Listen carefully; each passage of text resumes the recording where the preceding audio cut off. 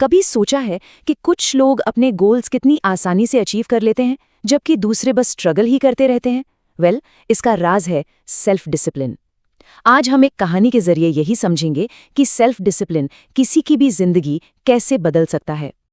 तो चलिए मिलते हैं राघव से। अब राघव के सपने तो बहुत बड़े बड़े थे, लेकिन वो एक ऐसी प्रॉब्लम से जूझ रहा था जो हम में से ज्यादातर लोगों को परेशान करती है। मैं इतना आलसी क्यों हूँ? ये सवाल राघव के दिमाग में हर रोज घूमता था। कोई भी प्रोजेक्ट अधूरा रह जाता, सुबह अलार्म बजता तो वो उठ नहीं पाता और बस उसे फ्रस्ट्रेशन होती थी। पता है, राघव का सबसे बड़ा दुश्मन था टाल-मटोल, मतलब कि प्रोक्रेस्टिनेशन।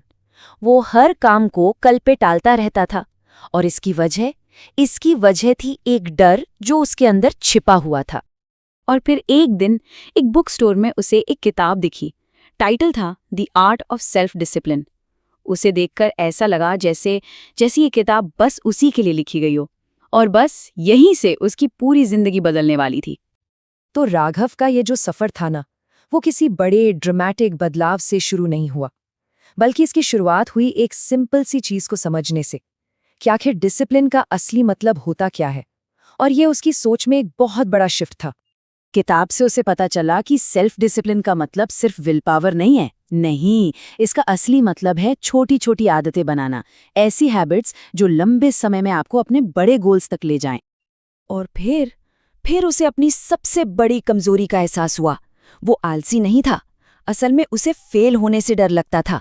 उसे बस इसी बात की चिंता खाई जाती थी कि अगर वो फेल हो गया तो लोग क्या कहेंगे। तो इस नई समझ के साथ राघव ने छोटे छोटे बिल्कुल बेबी स्टेप्स लेने शुरू किए, जैसे सुबह बिना स्नूज बटन दबाए उठ जाना या फिर हर रोज सिर्फ 2 पैराग्राफ लिखना। उसने ये सीखा कि क्वांटिटी से ज्यादा जरूरी है कंसिस्टेंसी। बहुत जल्द राघव को एक और बात समझ आई, डिसिप्लिन सिर्फ किसी एक चीज के लिए नहीं होता। अगर एक बैलेंस्ड लाइफ जीनी है तो इसे जिंदगी के हर हिस्से में अपनाना पड़ता है। तो उस किताब में लाइफ के 6 जरूरी एरियाज के बारे में बताया गया था। एक खुशहाल और डिसिप्लिन लाइफ के लिए इन सभी में एक बैलेंस बनाना बेहद जरूरी है। तो राघव ने अपनी आदतों को बदलना शुरू कर दिया। जैसे हेल्थ के लिए जहां पहले वो कुछ भी खा लेता था, अब उसने रोज 20 मिनट का वर्कआउट और हेल्दी खाना शुरू किया। टाइम मैनेजमेंट के लिए सोशल मीडिया पर घंटों स्क्रॉल करने के बजाय अब वो हर दिन के 3 सबसे जरूरी कामों को प्रायोरिटाइज करने लगा। और इमोशंस, गुस्से पर काबू पाने के लिए उसने जर्नलिंग और मेडिटेशन का सहारा लिया। अब जब उसकी छोटी छोटी आदतें सुधरने लगी तो राघव अपने सबसे बड़े सपने को पूरा करने के लिए तैयार था। और इसके लिए उसने एक ऐसी स्ट्रैटेजी अपनाई जिसने उसके सपने को हकीकत में बदल दिया। देखिए, राघव का अल्टीमेट गोल था एक बेस्ट सेलिंग ऑथर बनना। अब ये सपना इतना बड़ा था कि उसे ये नामुमकिन सा लगता था और शायद इसीलिए वो इसे हमेशा टालता रहता था। उस किताब ने उसे एक कमाल का, कह सकते हैं जादुई तरीका सिखाया।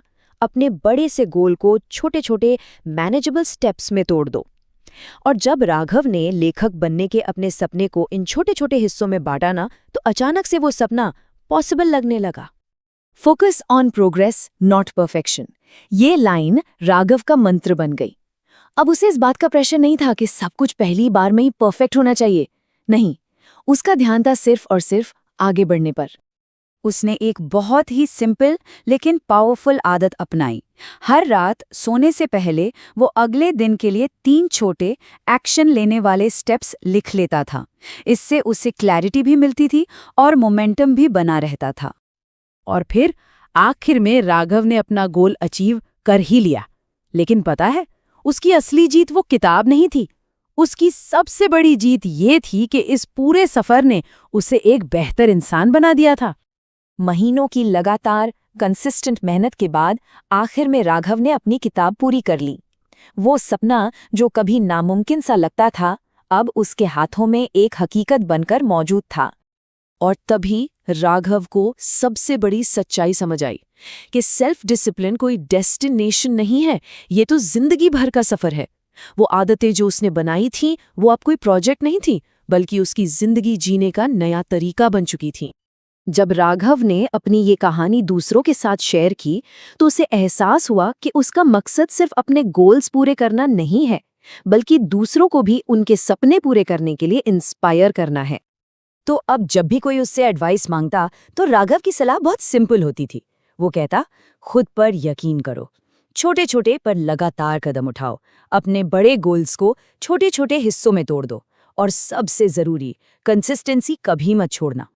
राघव की कहानी हमें यही सिखाती है कि अगर पहला कदम उठाने की हिम्मत हो तो कुछ भी नामुमकिन नहीं है।